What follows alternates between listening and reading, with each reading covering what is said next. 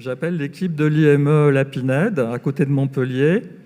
Voilà, Bernard ne connaissait pas le contenu de l'intervention de cette équipe, mais je ne sais plus le mot, là, résister au happage. Voilà, on va voir comment il se débrouille.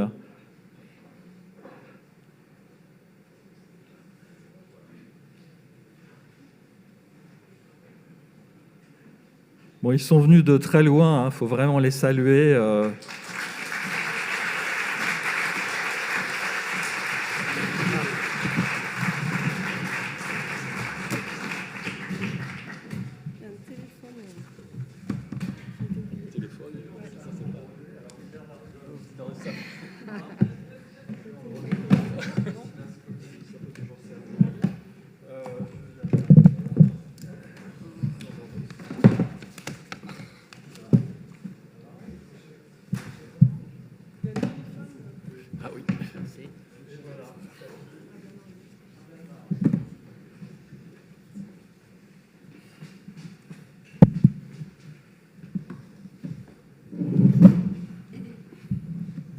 Bien, je vais passer tout de suite la parole. C'est toi qui commence, Alain, hein, c'est ça? Très bien. Le titre, c'est toujours le même? Oui. Très bien. Oui. Vas-y.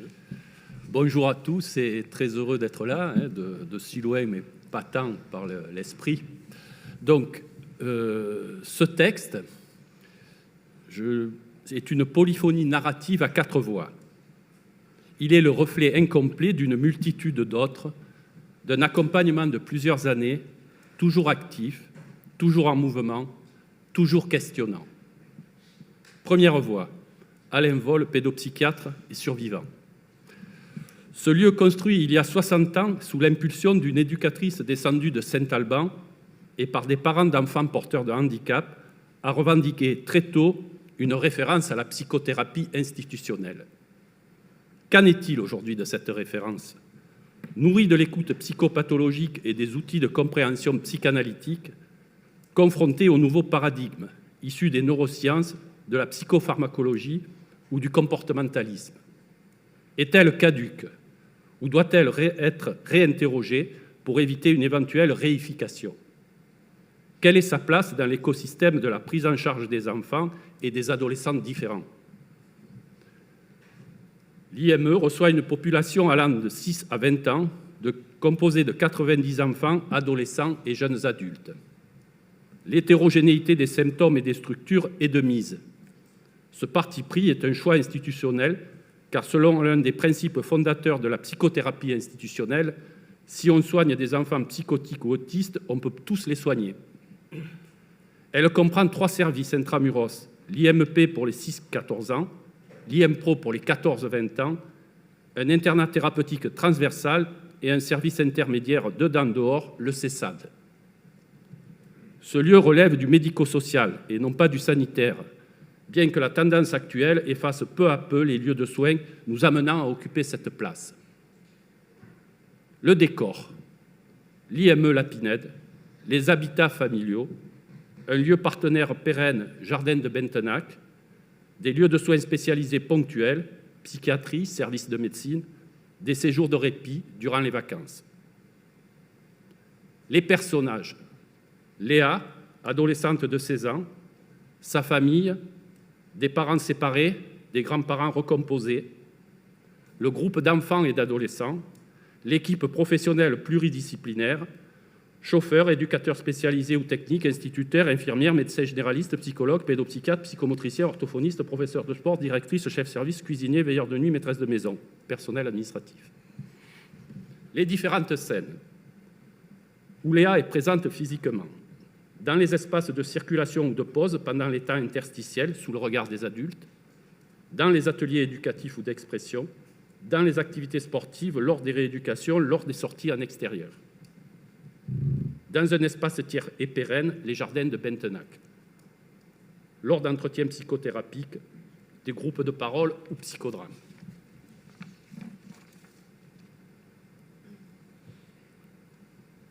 Lors des temps de trajet, dedans-dehors. Et les scènes où Léa est présente par sa place fantasmatique qu'elle occupe, lors des rencontres régulières avec sa famille, lors des temps de réunion avec l'équipe, lors des moments d'analyse de pratique. Entrons dans le vif du sujet. Léa, jeune adolescente de 16 ans, présente à ce jour une organisation psychotique et une psychopathologie marquée par un trouble envahissant des comportements, dont le symptôme majeur est l'hétéroagressivité à l'égard des adultes et des enfants. Ce symptôme qui met à rude épreuve la capacité d'accueil et d'hospitalité de l'institution est à multiples entrées. Violence physique qui exprime une violence psychique due à la souffrance de Léa, violence des mouvements contre-transférentiels qu'il génère, violence dans la famille, sentiment de peur et d'impuissance des différents acteurs. Deuxième voix, Julie Hamad, psychologue clinicienne. Léa a 15 ans, bientôt 16, la morphologie d'une grande adolescente corpulente et une présentation au monde qui ressemble plutôt à celle d'un grand bébé.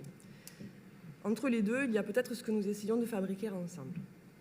Elle est arrivée au CESAD à l'âge de 5 ans avec un diagnostic de dépression du nourrisson, puis a traversé tous les services de l'IME. Mais son passage de la section des petits, c'est-à-dire de l'IMP, à la section des adolescents, IMPRO, n'a pas pour autant été l'occasion pour elle de dépasser certaines étapes de maturation psychique. Le temps psychique ne se superpose pas au temps chronologique.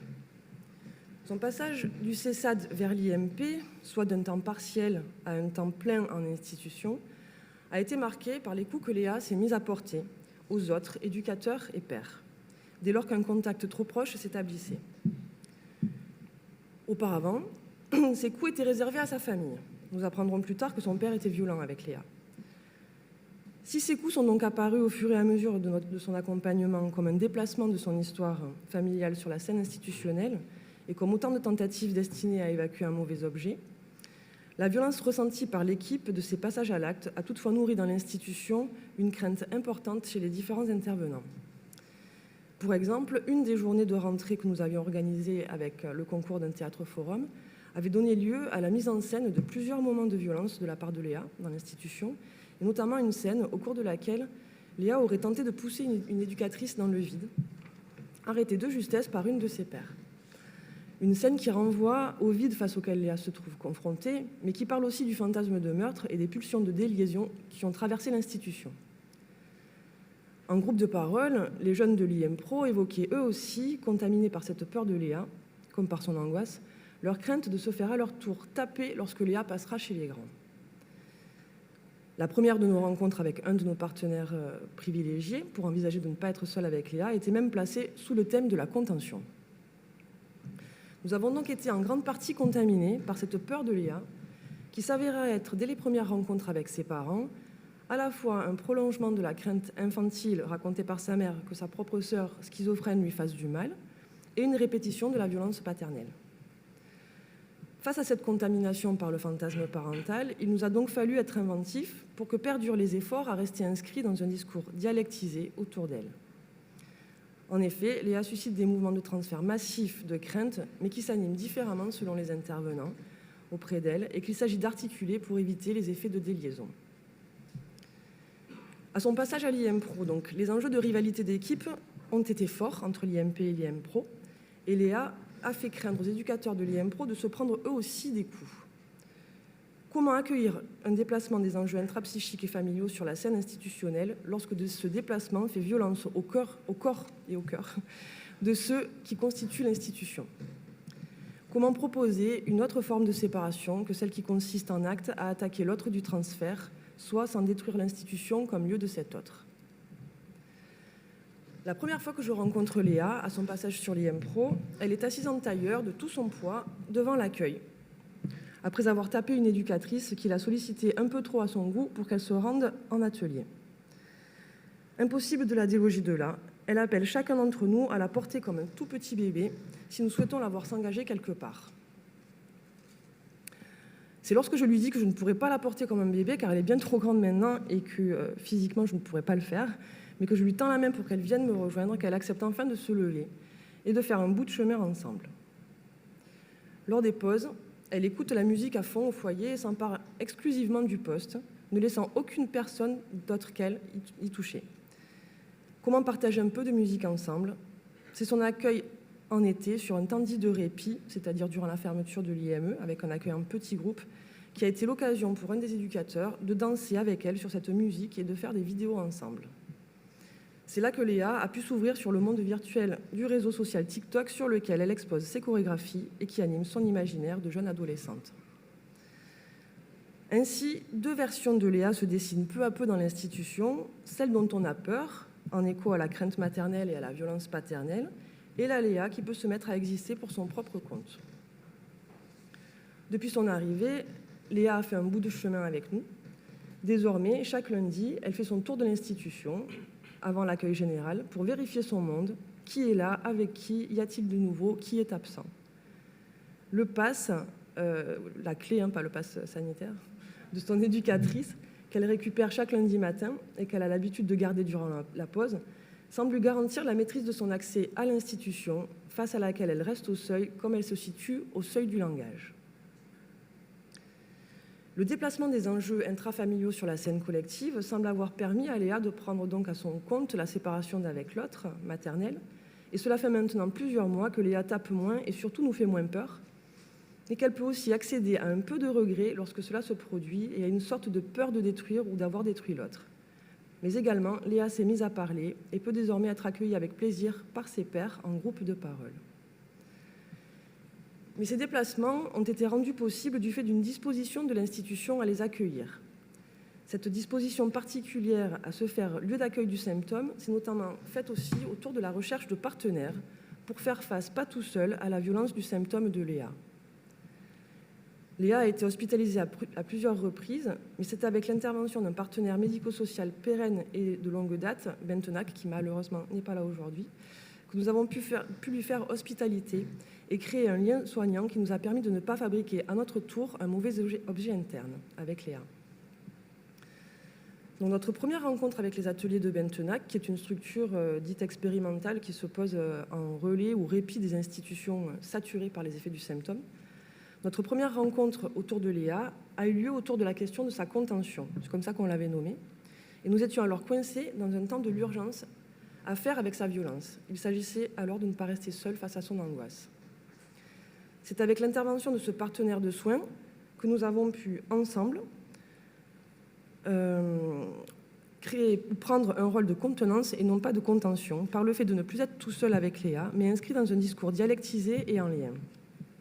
Cette intervention tierce a permis des repérages, et c'est par exemple entre les lignes de nos échanges que nous avons pu prendre le temps pour comprendre les différences de nature de portage entre les 2 services IMP et IMPRO et dépasser ainsi la rivalité interservices. Du holding maternel sur l'IMP vers un portage par l'identification au père sur l'IMPRO, nous avons pu assumer la différence d'accompagnement d'un service à l'autre sans que cela ne fasse plus seulement différent. Nous avons pu expérimenter également les capacités de Léa à entrer dans le collectif par l'exigence d'un autre qui n'est plus persécutant, mais qui l'attend à une place et lui donne les possibilités d'entrer dans une forme de transfert fraternel par la rencontre avec ses pairs, une fois pour nous-mêmes dépassé la rivalité fraternelle entre équipes. Accompagner Léa et désirer qu'elle soit présente à Bentenac, comme vous le racontera mon collègue, a également été un fort enjeu en termes d'engagement, à ce que Léa se rende sur un lieu où elle puisse enfin être attendue. Troisième voie, Christelle Bellugou, éducatrice spécialisée. Nos regards fixés, nos regards croisés, nos regards partagés. L'annonce de l'arrivée de Léa sur l'IMPRO vient déposer chez moi de l'inquiétude et une certaine appréhension. Depuis quelque temps, Léa se parle dans les couloirs, les réunions, les temps de pause café. Léa a tapé, elle a fait mal, sa violence traverse l'institution et à ce moment-là me traverse. Comment va-t-on se rencontrer, bâtir une relation, un accompagnement qui pourrait l'apaiser et lui permettre d'être là autrement ? Léa est arrivée, elle n'est pas complètement là. Elle se tient à l'écart, elle observe sous sa longue frange ce nouveau monde qui s'ouvre à elle. Comment lui permettre d'y entrer autrement qu'en étant dans la violence ? Un temps de soutien éducatif est mis en place pour permettre aux jeunes qui en éprouvent le besoin de se retirer des ateliers dans lesquels ils sont attendus. Ce retrait permet de sortir d'un collectif qui parfois est trop pesant. Ce retrait, c'est aussi la possible errance, la possible rencontre, qui vont permettre de revenir à soi et à l'objectif premier d'être là. Je vais intervenir sur un temps de sport qui est proposé à Léa. Dans un premier temps, Léa ne peut pas être sur le groupe qui fait du vélo sur la cour. Elle s'échappe, elle circule dans l'institution et je la suis sans pouvoir l'attraper, la saisir. Je ne parviens pas à mettre du désir chez elle, à être là avec nous. Je m'épuise à la suivre toujours de loin, car Léa, je le sais, qu'elle peut être dans des passages à l'acte que j'appréhende. Elle circule dans ce long couloir qui mène au CESAD, passe devant l'IMP et finit en cuisine où elle observe le cuisinier sans pouvoir lui formuler de demande. Et puis un jour, je décide d'arrêter de la suivre, de dire stop. Stop à ce balai incessant dans les couloirs. Je lui adresse en même temps ma confiance et lui dis qu'elle peut venir avec nous faire du vélo, qu'on l'attend. Suis-moi, je te fuis, fuis-moi, je te suis. Oui, Léa se rapproche de nous, elle nous observe de loin. Elle repart et revient. Elle va en cuisine demander au cuisinier le goûter, non seulement pour elle, mais pour le groupe. À ce moment-là, je me dis que Léa a osé pousser la porte. Elle fait un pas vers l'IMPRO. Elle vient à notre rencontre. Aujourd'hui, Léa a mis en place ce rituel, celui d'avoir le souci de prendre le goûter pour le groupe dans lequel elle va être accueillie. Son approche est timide. Elle peut porter son casque pour faire du vélo et nous observer. Elle veut aller chercher des feutres et faire des coloriages sur la cour qu'elle va offrir au cuisinier ou au professeur de sport adapté. Le maillage du lien est en train de se faire malgré la violence de Léa qui est toujours là. Un jour, Léa a demandé un ballon. Elle aime jouer. On va chercher un ballon ensemble et tous les jours, Léa réitère sa demande. Sauf qu'un lundi, je lui tends le pass, la clé, pour aller chercher ce ballon toute seule, en lui donnant quelques consignes. Et là, je vois ses yeux à travers sa frange qui me regardent. Elle ne fuit pas. Un sourire se pose sur son regard. Elle me dit « je reviens ». Depuis cet échange, ce partage, sur les temps de pause, Léa vient demander une trottinette, un ballon, et je lui confie la clé pour ouvrir et refermer une porte de l'IMPRO.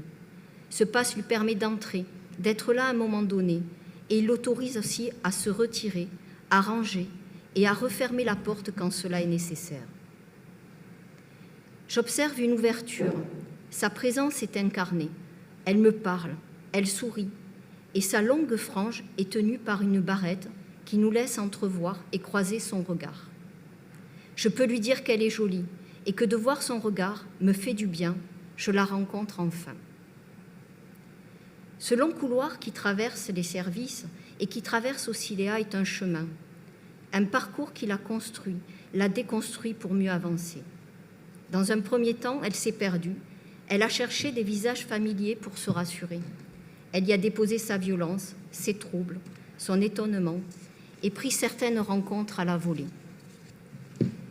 Les rencontres, la rencontre, trouver son chemin, quelqu'un, un regard, une attention, une parole qui va créer un échange, un lien et qui peut nous permettre de faire un bout de chemin ensemble.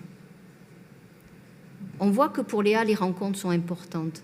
Elle est attachée à Damien, à Morgane, à Hugo, à Élodie, à Yanis, à Bentena qui est un lieu d'accueil relais, à Véronique l'infirmière, à Alain son chauffeur, à moi son éducatrice. Cet attachement, cette forme d'accompagnement, c'est l'essence de notre travail. Nous avons fait le choix d'accompagner les enfants, les adolescents et les jeunes adultes dans une dynamique de relation, de rencontre, d'émotion, de construction du soin. Léa a besoin qu'on lui propose des possibles transferts dissociés. Par conséquent, nous, l'institution, nous nous sommes mis à inventer, à créer des lieux variés qui vont lui assurer la liberté de circulation afin de pouvoir aller d'un lieu à un autre. Dans cette traversée, différents personnels, professionnels vont la croiser, la rencontrer, et nos regards croisés vont lui permettre de faire son chemin, sa place sur l'IMPRO, et ainsi se construire en tant qu'adolescente, avec ses troubles, ses compétences et ses qualités à être. Quatrième voix, Alain Ratzinbach, chauffeur. Bonjour à toutes et à tous.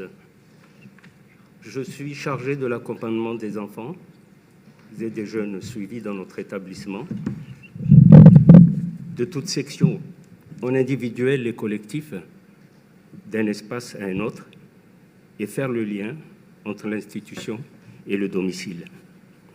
Je précise que le nom domicile est très vague, car il engendre tous les établissements en partenariat avec l'institution, comme les établissements médicaux, scolaires, culturels, d'insertion et de domicile familial. Je suis rattaché à tous les services, l'IMP, l'IMPRO, le CESAD, l'internat, et travaille en étroite collaboration avec l'équipe éducative, soignante et les familles. Tous les mardis matins, de 9h30, j'accompagne Léa, qui participe aux ateliers de Bentenac à 18 km de Montpellier. Il s'agit d'un lieu relais expérimental en partenariat avec notre institution qui accueille les enfants et les jeunes en difficulté scolaire, sociale ou psychologique, coexistent avec l'artisanat, l'élevage et le maraîchage. Les jeunes sont invités à travailler à leur propre construction. L'établissement favorise leur insertion dans la vie professionnelle. J'accompagne Léa durant la transition entre son espace personnel vers l'espace d'apprentissage professionnel. Pour ce faire, je commençais par l'évaluation de ses besoins afin de mettre en place un accompagnement adapté, dont la création d'un espace individuel thérapeutique et l'esprit veillant. Car ne pas répondre à ses besoins, pour moi, est une malveillance. À chacun de mes rencontres avec Léa, durant le transport dont j'ai la charge, je construis un espace individuel thérapeutique. Il s'agit d'un espace de sécurité, de liberté, d'écoute, d'échange, de partage, de répit et de convivialité. Cet espace évolue progressivement vers un espace collectif en accueillant d'autres jeunes d'une manière sélective afin de développer la socialisation et l'inclusion avec le consentement de Léa, bien évidemment. L'esprit bienveillant se manifeste par l'empathie, le ressenti, l'imagination, la créativité et la bonté. L'empathie permet de me connecter avec Léa et sa famille. La communication non violente nous aide à un processus d'harmonisation, malgré les divergences, des différences, des couleurs, des besoins et sensibilités de chacun. Elles me permettent aussi de capter ses émotions. Le ressenti m'aide à discerner sa situation et celle de sa famille. Pour moi, c'est une action juste. L'imagination et la créativité donnent la possibilité de mettre en œuvre une solution adaptée pour son bien-être. La bonté m'autorise la création d'un espace sécurisé qui favorise la paix. Le lien et la confiance, c'est la bienfaisance qui se manifeste par le regard, l'attitude, la qualité d'accueil, la présence, des actes spontanés, des dons et gratuités. La bienveillance permet à Léa de bénéficier d'une transition paisible et agréable. Elle est posée. Elle rejoint les ateliers de Bentenac avec sérénité. Reste à travailler la communication qui commence à évoluer progressivement et son autonomie, c'est-à-dire attendre toute seule le transport dans un espace sécurisé.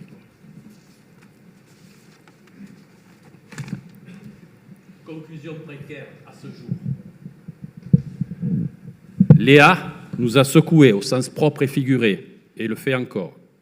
Elle questionne notre contenance décontenancée. Elle a entraîné des mouvements de rejet, d'exclusion. Elle a fait vibrer des facettes émotionnelles de l'équipe. Angoisse, peur, sentiment de rejet et d'échec, sentiment d'impuissance, d'incompréhension, perte de sens, incapacité de penser, qui ont amené le personnel de l'institution à une profonde remise en question. par la circulation de la parole, par une possible plasticité qui n'est pas seulement cérébrale, par une force créative, par la recherche de partenaires, par le travail avec la famille. Léa a moins de passage à l'acte. Elle peut en parler. Elle nous confronte au développement de l'enfant et surtout de ne jamais perdre de vue qu'il y a des parties saines qui sont parfois obturées par le symptôme. Nous vous remercions de votre attention.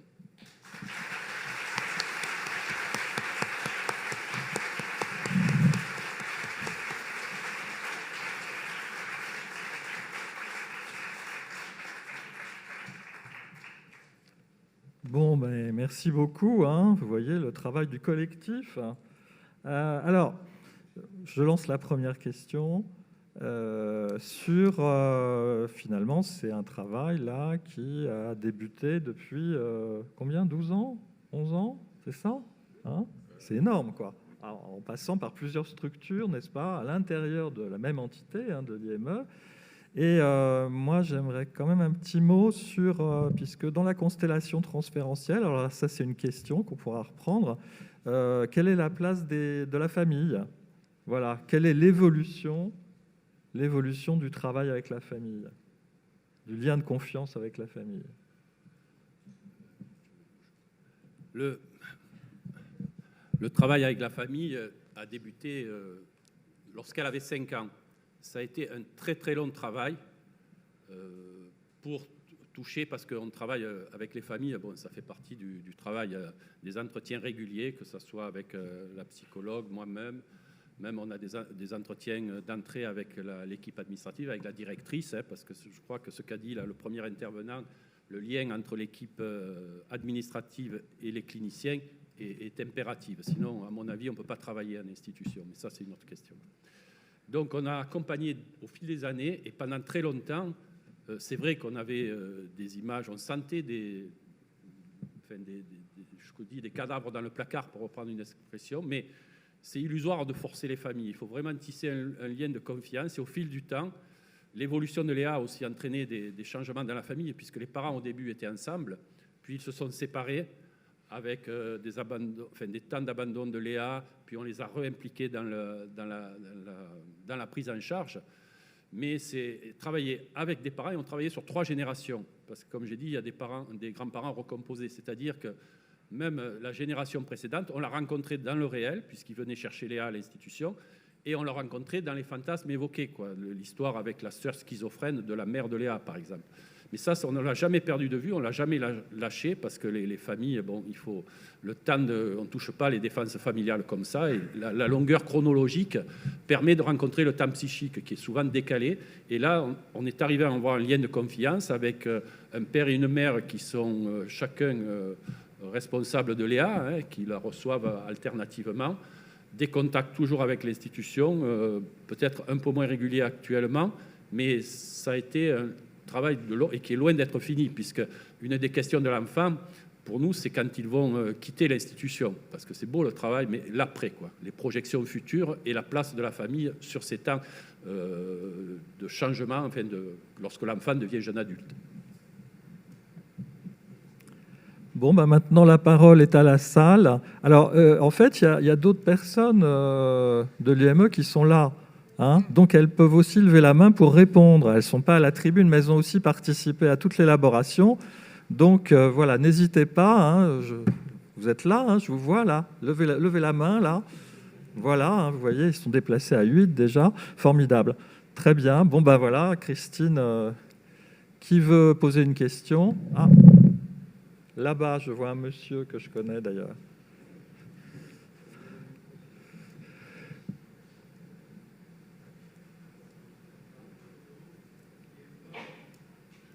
Il faut appuyer sur le bouton. T'as la lumière ou pas? Ça marche. Il n'y a pas de lumière sur ce... Ça marche pas non plus. Ça y est.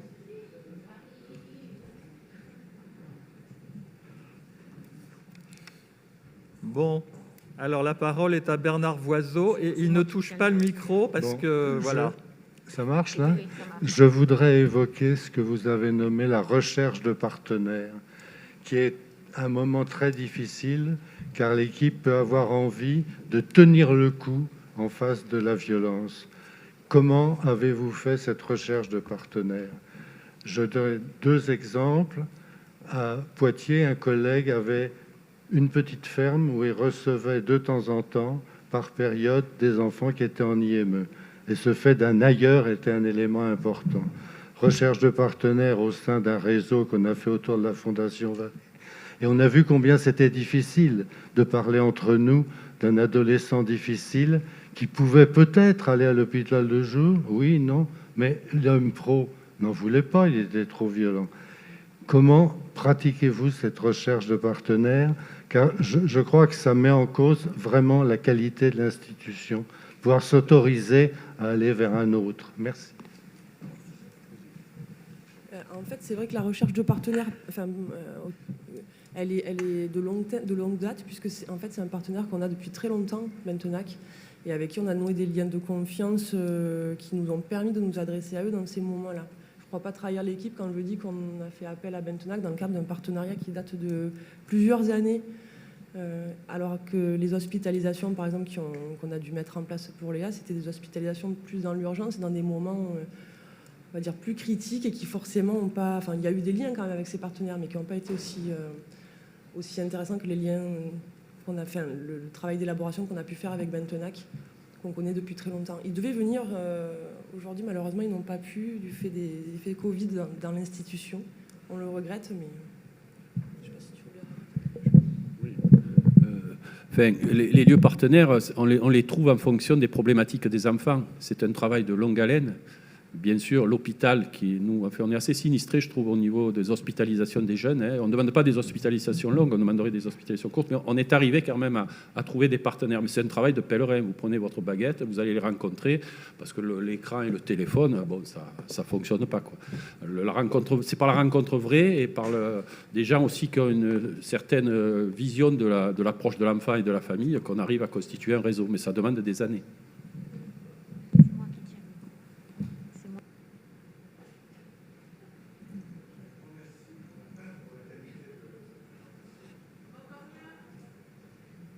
Un grand merci pour la qualité de cette première présentation, vraiment, vraiment formidable. Je me demande comment vous arrivez à faire valoir ça auprès de nos administratifs dans vos réunions de travail. Mais j'espère que oui, c'est formidable. Mais juste pour ma curiosité, vous pourriez nous dire un tout petit peu quelque chose sur le concept ou le signifiant, comme vous voulez, de poussette institutionnelle? C'est la cryothérapie, non? Ouais, c'est la cryothérapie.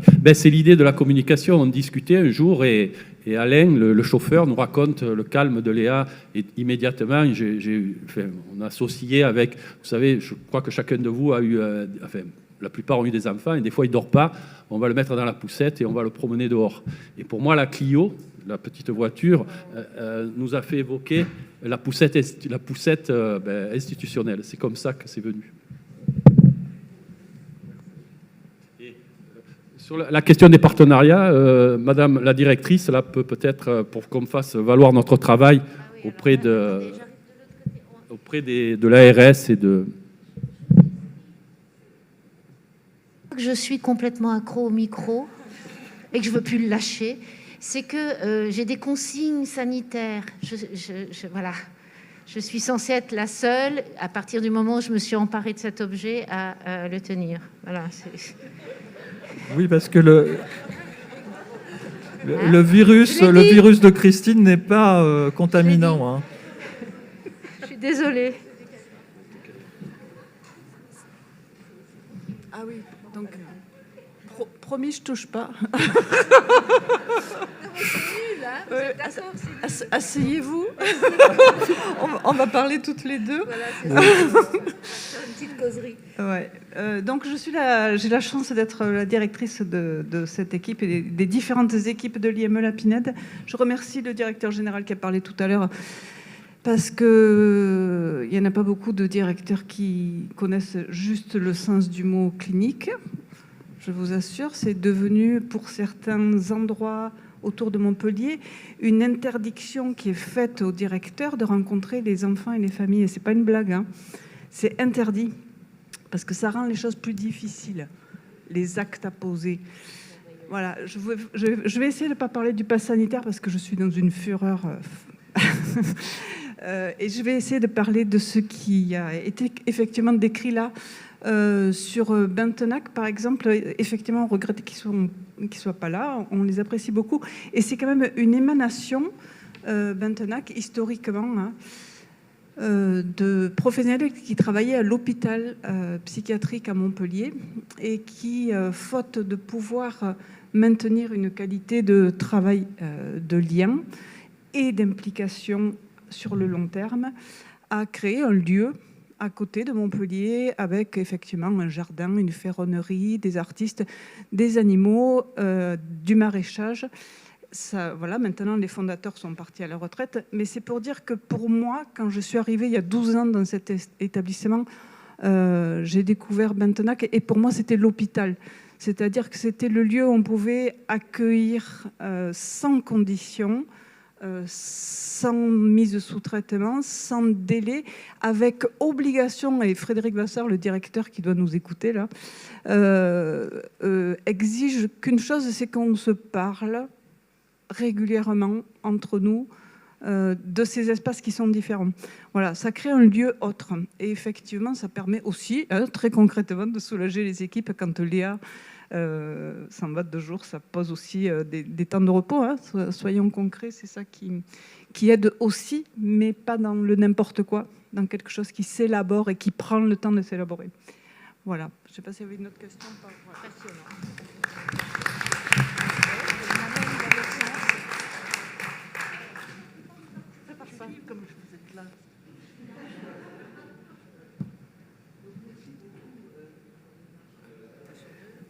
Merci beaucoup de nous avoir présenté Présentez-vous. Léa. Oui. Édouard de Bruce, donc président de l'IME École de Chaillot. Merci beaucoup de nous avoir présenté Léa et votre engagement total pour cet enfant. Est-ce que vous auriez pu assumer un autre enfant aussi difficile dans votre institution? Et si tel est le cas, est-ce que vous l'avez fait? Vous voulez dire dans le même temps? Vous voulez dire dans le même temps ou... Oui. Ouais. Votre engagement était total pour Léa. Donc, quelles que soient, je dirais, les fonctions de chacun, est-ce que vous auriez pu assumer un autre enfant aussi difficile en même temps dans votre établissement? On l'a fait, hein. On l'a fait. Hein. On le fait. Je veux dire, c'est pas. Mais c'est vrai, ce que vous soulevez, c'est une question. Non, on le fait. C'est bon, malgré cette mobilisation que vous évoquez ou qu'on a essayé de faire passer, le souci, c'est de ne pas laisser les autres aussi. Parce que c'est le même phénomène, si vous voulez. C'est pas parce qu'ils sont plus silencieux qu'ils n'ont pas besoin de notre aide. C'est ce qu'on retrouve souvent à l'école, hein, où ceux qui bougent, bon, on les envoie malheureusement dans les je sais pas où, enfin, bref. Mais il y a souvent des enfants qui sont très... Surtout de jamais perdre vue. Mais on assume, oui, plusieurs enfants, ça nous est arrivé. Et ça nous arrive toujours. Voilà. Il y a un vrai ruissellement, pas le ruissellement économique, mais c'est un vrai ruissellement thérapeutique. Bon, très joli, hein, le ruissellement du symptôme. Là, il va falloir travailler là-dessus. Hein. Très bien. Merci. Une autre question?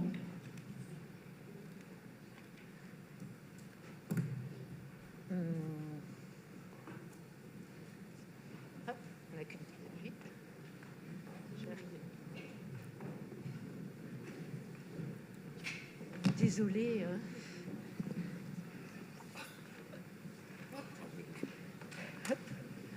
Bonjour, désolé. Bénédicte Chamoun, je suis médecin directeur de l'hôpital de jour du Parc Montsouris, qui fait partie de l'association CEREP Fimentin.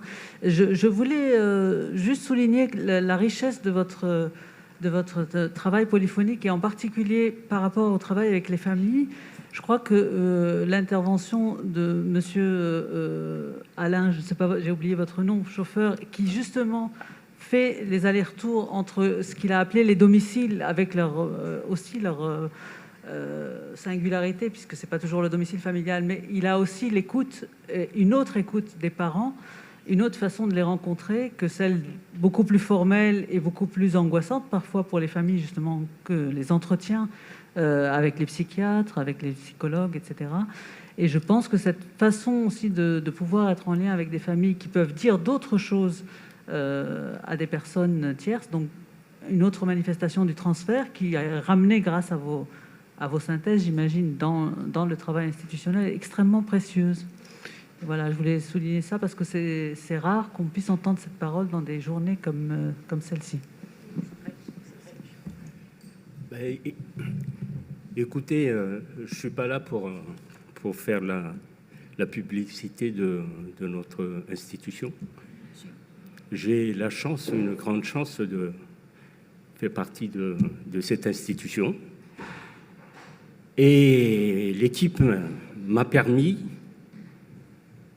de continuer leur travail pendant la transition. Et comme j'ai mentionné que je fais le lien avec la famille, quand j'accompagne Léa auprès de sa mère, s'il se passait quelque chose durant la transition, je transmettre à la mère ce qui s'est passé. Et vice-versa.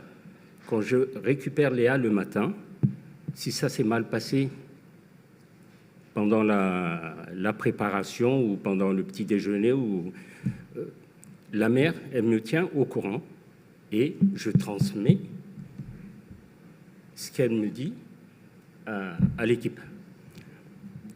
C'est pour ça que j'ai dit que je travaille en étroite collaboration avec l'équipe éducative. Tu peux dire aussi que dans ce lien que tu as avec la mère, elle a accepté de te confier Léa en autonomie sur le temps, enfin, parce qu'auparavant c'était compliqué au niveau des trajets, il fallait récupérer Léa parce que sa mère travaille tôt à un endroit, parce qu'elle ne pouvait pas rester toute seule chez elle. Et là, il y a quelque chose qui se met en place avec toi pour que Léa puisse rester un peu au domicile toute seule, sans sa mère, dans la confiance qu'elle a avec toi. Enfin, moi, je trouve que c'est... Oui, au fait, il y a un travail qui va se mettre en place. Voilà, c'est comme dans toutes les institutions, notre chère directrice nous demande d'être créatifs avec tout le temps. Donc, c'est vrai que je me concentre sur la conduite et le bien-être de Léa en premier, mais je fais travailler aussi la tête. Qu'est-ce que je peux apporter? Voilà, pour soulager la famille, parce que je suis dans la bienveillance. Voilà. Et que j'ai proposé à la mère d'essayer de laisser Léa toute seule pendant quelques minutes pour pouvoir travailler son autonomie. Mais elle reste dans mon champ de vision. Et la mère a accepté. Donc c'est cette espèce de confiance qui m'aide aussi à mettre en place certains dispositifs pour le bien-être de Léa. Et ce qui va se faire dans la semaine qui vient, c'est Léa attendra 1 heure chez elle le mardi matin, c'est-à-dire de 8h à 9h. Et moi, je la récupère dans son espace personnel et lui assister pour la fermeture de la maison et l'accompagner à Bentenach. Voilà.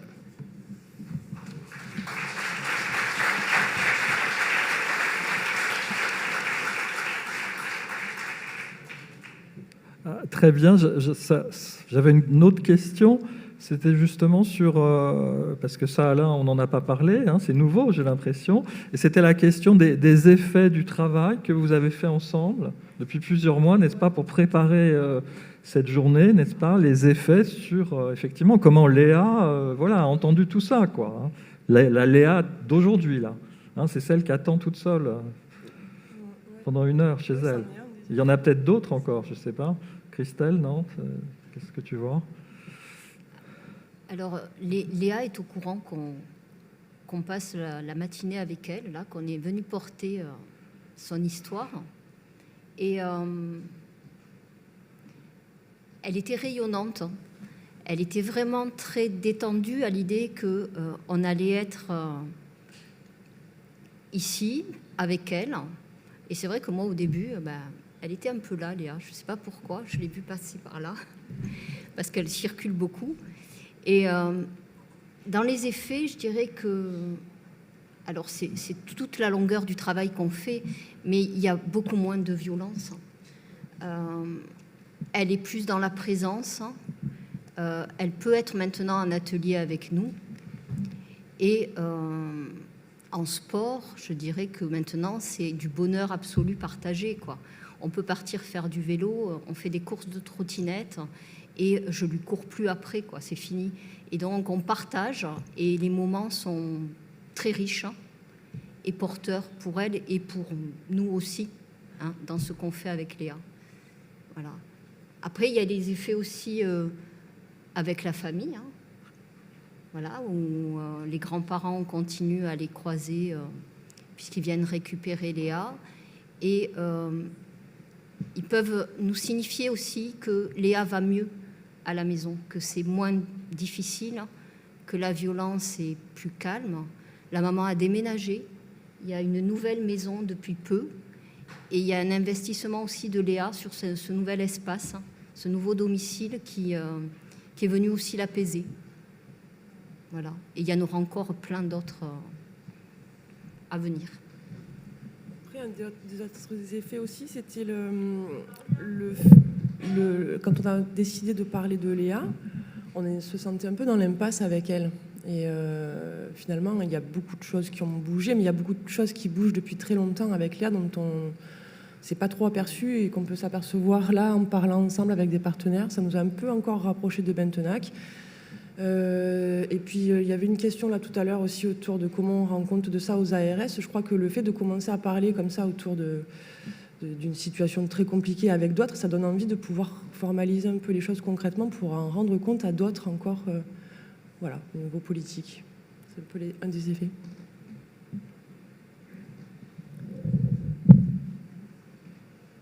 Bon.